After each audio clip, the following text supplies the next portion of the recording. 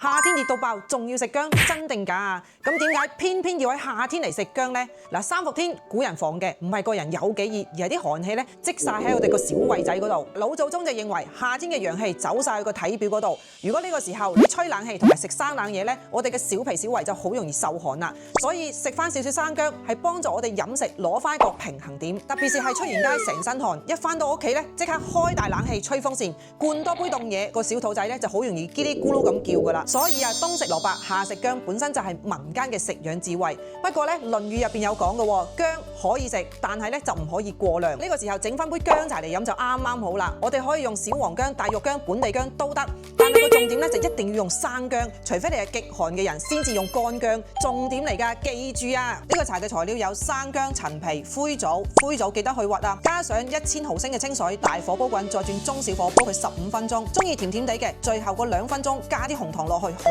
好飲㗎。不過咧，如果你呢個位置好容易乾乾確確嘅話咧，就唔好跟風日日咁樣去飲啊！因為咧養生唔係跟口號，係要睇住自己嘅身體受唔受得住㗎嘛。我係一鳴，今個三伏天跟住我一齊養好個身體啦！